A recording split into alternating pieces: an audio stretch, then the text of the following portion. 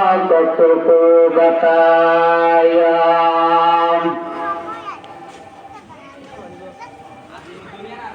मोहम्मद ने आकर कुफर को मिटाया, कुफर को मिटाकर सदाकत को बताया। अल्हम्दुलिल्लाह, अल्लाह पाक को लाखों कोटि शुक्रिया যে মহান রব্বুল আলামিন আমাদেরকে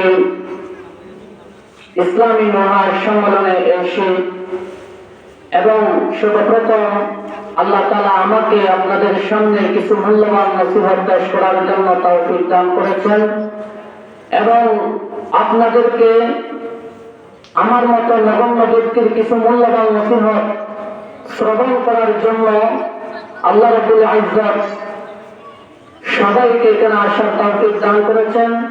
সেই জন্য মহান রব্বুল আলামিনের দরবারে সর্বপ্রথম আমরা কালিমাতুশ শুকর আদায় করি, আলহামদুলিল্লাহ। আসলে এই ইসলামী মহাসম্মেলনগুলো আমাদের জন্য অনেক নিয়ামত, কিন্তু অনেকে বোঝে না এই ইসলামী মহাসম্মেলন কি জিনিস। আগের জমানায় বললে ভুল হবে, আমাদের কয়েক বছর আগে প্রতিটা ইউনিয়নে, ওয়ার্ডে এবং প্রত্যেকটা জায়গার মধ্যে নাচ গানের আয়োজন হইত, কিন্তু আলহামদুলিল্লাহ এখন প্রতিটা জায়গায়, ইউনিয়নে, প্রতিটা ওয়ার্ডে, আলহামদুলিল্লাহ প্রতিটা ওয়ার্ডের মধ্যে তো 2-3টা করে প্রতিদিন মাহফিল চলে, আলহামদুলিল্লাহ। এটা হলো আমাদের জন্য বড় সৌভাগ্য, আমাদের জন্য বড় নিয়ামত। অনেকে এই মাহফিল যখন আমরা করি, ইসলামী মহাসম্মেলন যখন আমরা করি, তখন এই ইসলামের দুশমন কতগুলা নাস্তিক তারা মাহফিলকে বাধা দেওয়ার জন্য চেষ্টা করে। অথচ এত গান বাজনা হইতেছে, এত গান বাজনা হচ্ছে, নাচ গান হচ্ছে, এত কিছু হওয়ার পরে এগুলা বাধা নাই। দিনের কাজ যখন চলবে তখন ওইখানে বাধার সৃষ্টি আসে। আসলে এটা হলো আমাদের ইমানের দুর্বলতা, এটা আমাদের ইমানের কমজোর, আমাদের ইমানের দুর্বলতা। যদি আজকে আমাদের ইমান সজাগ থাকতো, আমাদের ইমানের যদি সাহস থাকতো, তাহলে কোন নাস্তিকের বেটা আমাদের বিরুদ্ধে কথা বলতে পারত না। এটা হলো একমাত্র আমাদের দোষের কারণে। আজকে আমরা কেউ দুনিয়াবি কাজ নিয়ে ব্যস্ত, কেউ ক্ষেত খামার নিয়ে ব্যস্ত, কেউ দোকান নিয়ে ব্যস্ত, প্রতিটা কাজের মধ্যে আমরা ব্যস্ত, কিন্তু ইসলামের বিরুদ্ধে তো ষড়যন্ত্র আসতেছে।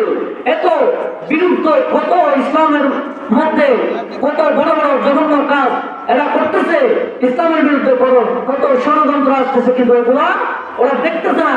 এরা আছে শুধু দুনিয়ার দানবাজানি, দুনিয়ার তামাশা নিয়ে আছে, এরা দুনিয়ার গোলামি করে, আল্লাহর গোলামি করে না। অথচ আল্লাহ রাব্বুল আলামিন বলেন, ওয়ামা খালাকাতুল জিন্না ওয়াল ইনসা ইল্লা লিয়াবুদুন।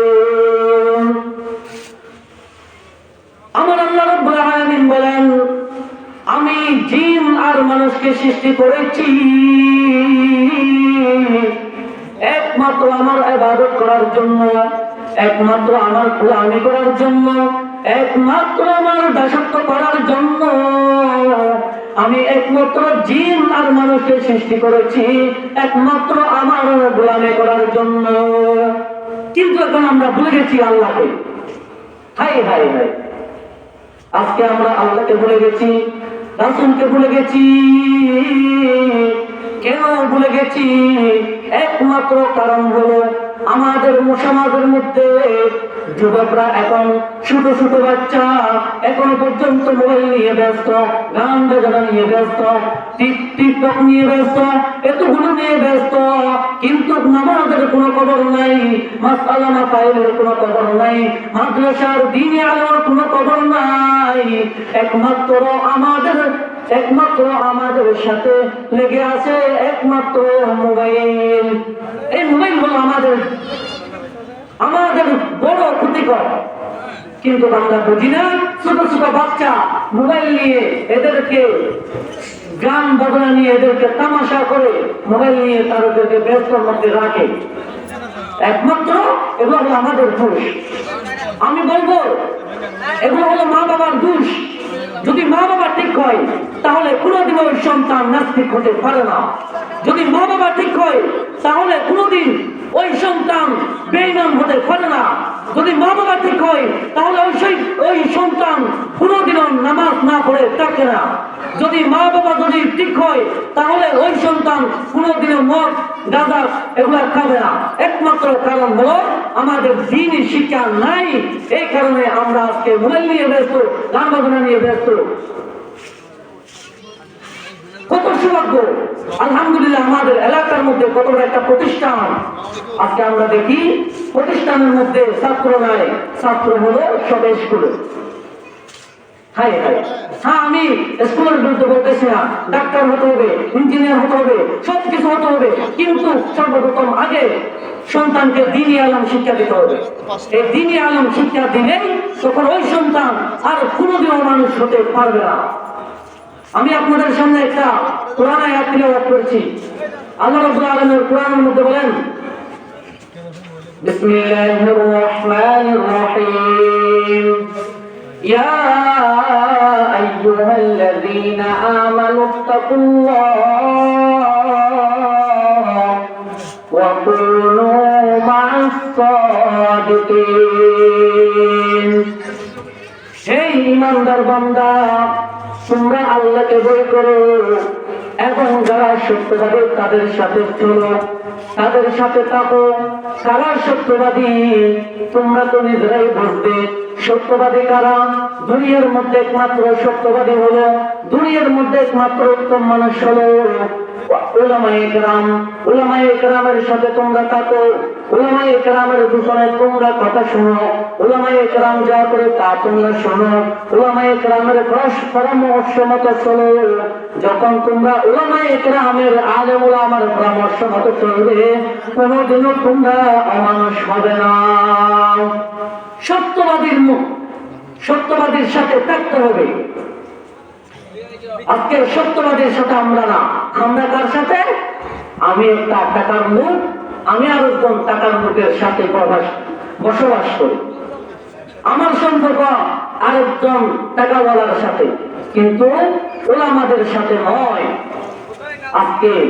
আজকে আমরা এত বেজ্জতি কেন? মুসলমান এত বেজ্জতির মধ্যে আছে কেন? একমাত্র নিজের ইমানের দুর্বলতা এবং আলেম ওলামার পিছনে আছে, আলেম ওলামার কথা শুনে না, তাই তারা আজকে মুসলমান বেজ্জতির মধ্যে।